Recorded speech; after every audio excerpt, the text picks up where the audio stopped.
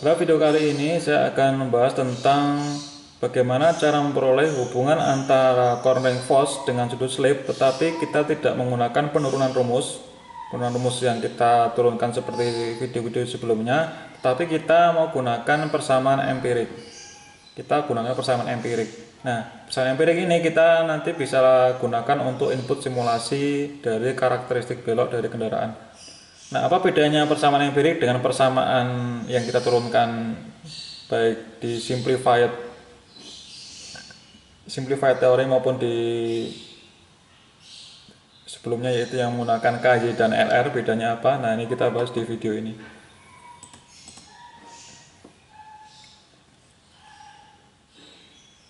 Nah, persamaan empirik yang menggambarkan hubungan antara gaya lateral dengan alfa itu kita bisa gunakan persamaan empirik seperti ini, yaitu di mana Fj alfa atau gaya samping cornering force atau lateral force itu sama dengan C1 alfa tambah C2 alfa kuadrat tambah C3 alfa pangkat 3. Nah, jadi kita bisa gunakan persamaan empirik dengan basicnya itu adalah persamaan polinomial order 3. Ini order 3 karena pangkat 3. Jadi ini kita bisa gunakan persamaan polinomial order 3 untuk menggambarkan hubungan antara gaya lateral atau cornering force dengan sudut slip alfa.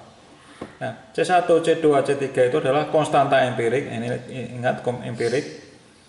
Empirik itu artinya adalah suatu besaran atau nilai yang diperoleh dari curve fitting hasil pengukuran data. Jadi C1, C2, C3 itu adalah konstanta empirik yang diperoleh dari curve fitting hasil pengukuran data.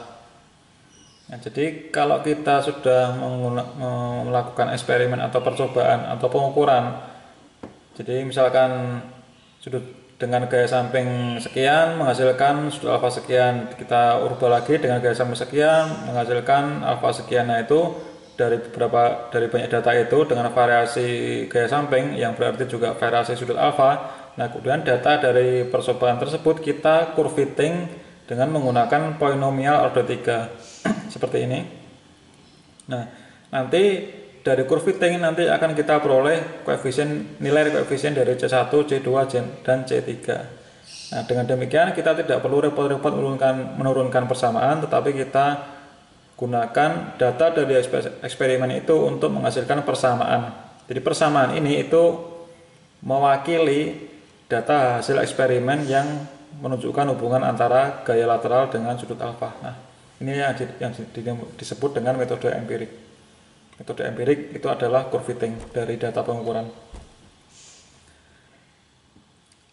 Nah, dari persamaan satu ini itu kita bisa memperoleh hubungan antara gaya lateral dengan sudut slip, tetapi ini hanya satu gaya normal.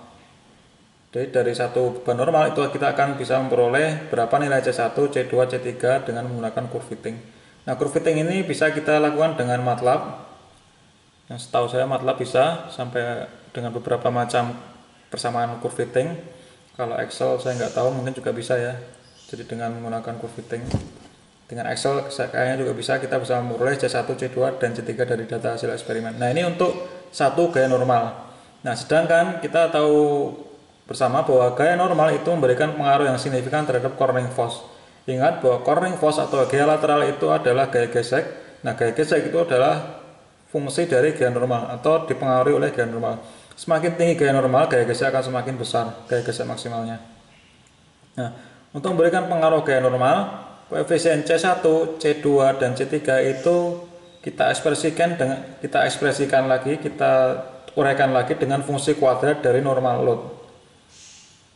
Nah, artinya kalau kita sudah melakukan percobaan gaya normal satu misalnya dengan beban tertentu, beban 1 misalkan, itu kita ketemu C1, C2, dan C3. Kemudian kita tambah beban, dari beban 2 itu akan ketemu lagi C1, C2, dan C3. Kita tambah beban lagi yang ketiga, itu akan ketemu nilai C1, C2, C3 yang baru.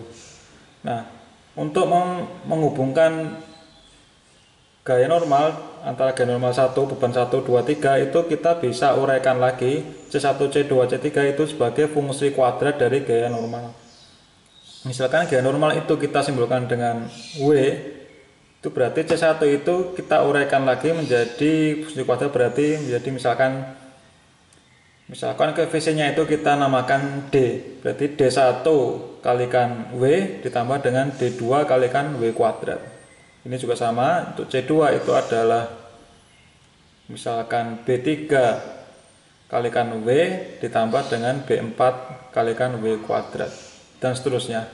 Yaitu untuk memperoleh hubungan antara gaya normal dengan sudut slip dengan variasi gaya normal.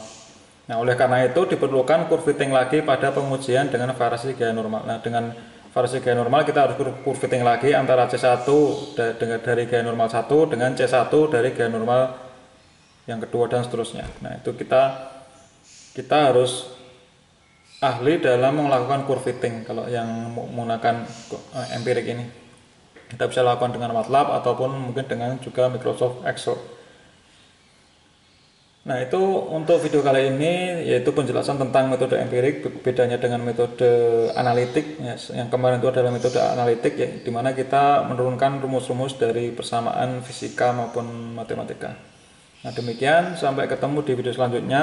Nah, di video selanjutnya kita akan bahas tentang pengaruh longitudinal force terhadap cornering. Nah, jadi di video selanjutnya kita akan bahas tentang bagaimana kalau dalam posisi kendaraan berbelok itu kita kenakan pengereman maupun kita lakukan